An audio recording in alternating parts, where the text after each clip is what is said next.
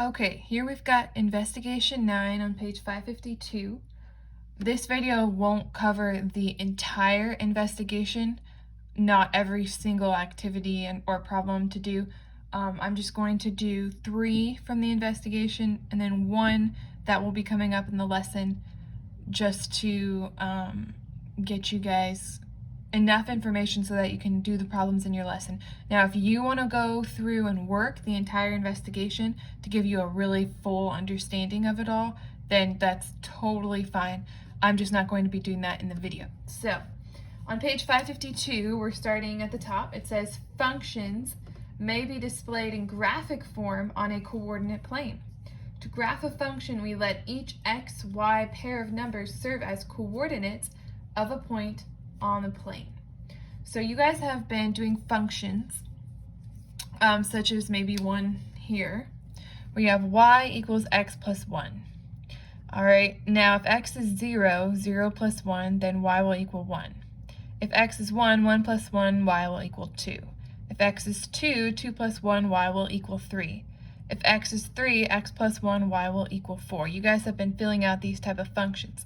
Now they're also going to have you graph the coordinates. So for instance, if you have filled out this function, your coordinates are 0, 1, 1, 2, 2, 3, 3, 4. And what you could do is you could go onto your graph and you could graph those coordinates, right? I'm not going to actually graph this one, but you could graph 0, 1 and put a dot there. You could graph 1, 2, put a dot there.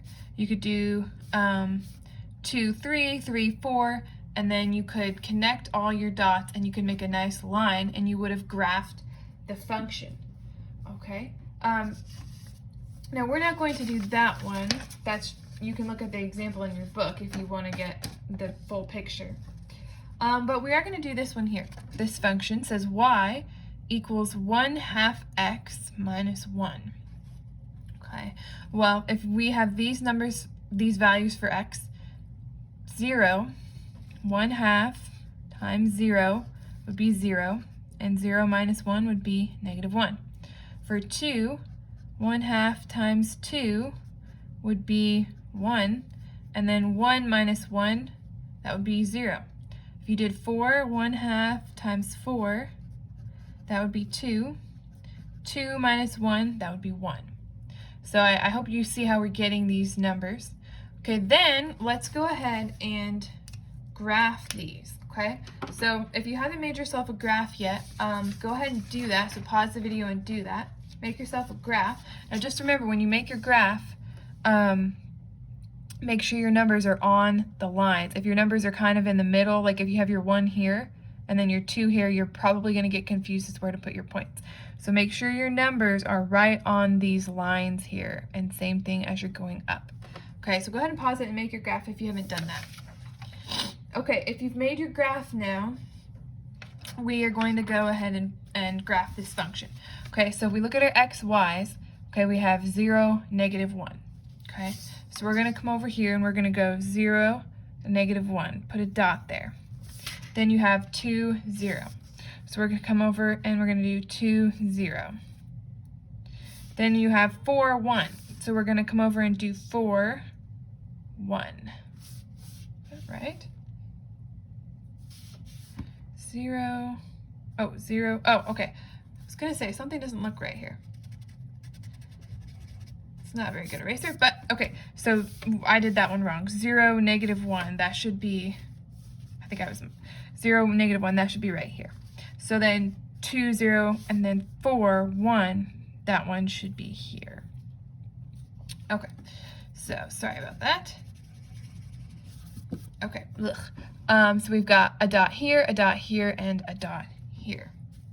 All right, now if you should have a straight edge. So if you don't have a straight edge, then go ahead and take one. Okay, you can go ahead and connect these dots with your straight edge.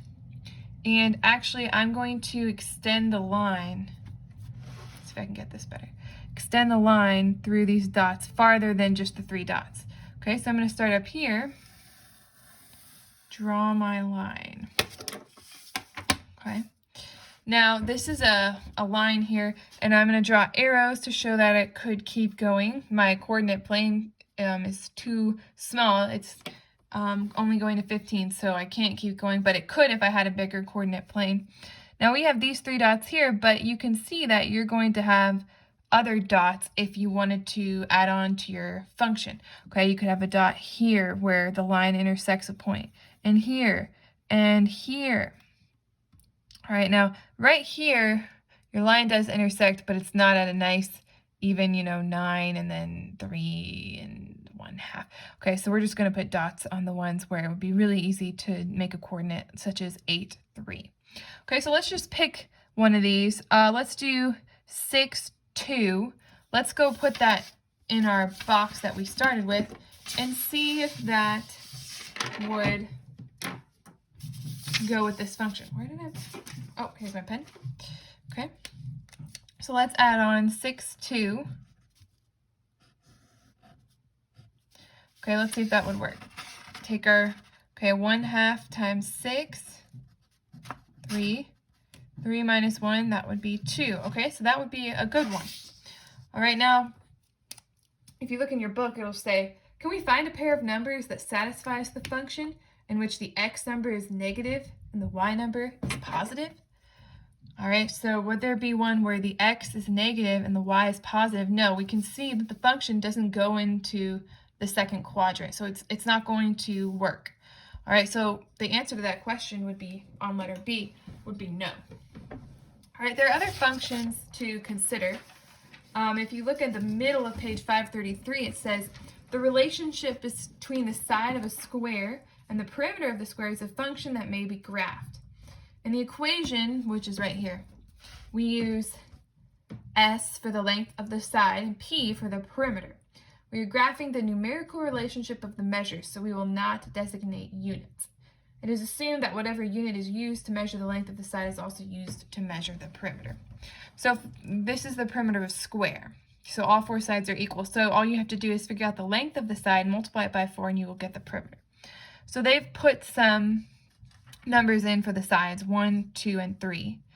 All right, so then you just do 4 times those numbers. So 4 times 1 would be 4.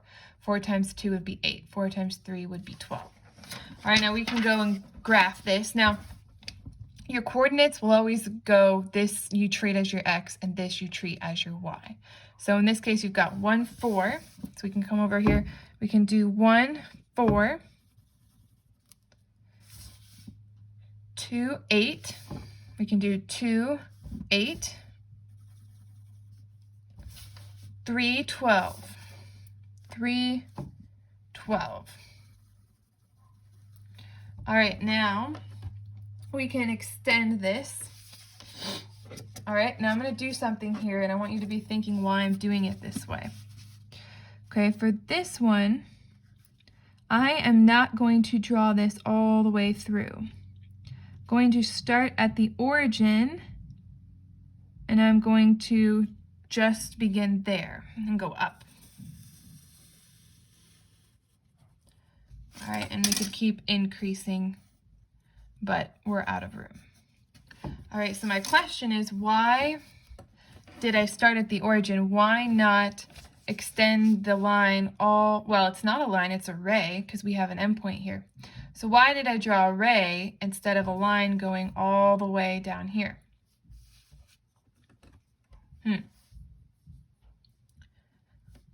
So hopefully you figure this out. We're talking about perimeter here. The length of a side of a square could not be 0 because we couldn't measure that, just as it couldn't be -1. So we could not start this logically with 0 or with a negative because we're talking about physical measurements. So I'm not going to even graph where the x would be a negative or where it would be 0, because that just would not be possible. Okay, so that's why I'm not going to extend this line into the negative quadrant. All right, so that's just something else to consider. All right, now, as I said, there are other examples in your investigation, but we're going to go ahead and look at one from the next lesson. So go to page 560. All right, page 560, lesson 91, and we're going to do number 19. Okay, so this is number 19 in lesson 91. And look at the problem. It says find the missing numbers in this function. The function is y equals 2x minus 5. All right. So let's go ahead and work this. Okay. Well, if x is 2, then we're going to do 2 times 2 minus 5. That would be 4 minus 5. Okay, so that would be a negative 1. Okay, now let's do 3 in place of x. So 2 times 3 minus 5, that would be 6 minus 5, which would be positive 1. And then if we do 2 times 5 minus 5, that would be 10 minus 5, which would be 5. All right, so we have our answers. All right, now let's go and graph this. Okay, so we've got 2, negative 1. So we're going to go 2, negative 1. Then we have 3, 1, 3, 1. Okay. Then we have 5, 5, 5, 5. Okay. Now we're going to go ahead and use our straight edge.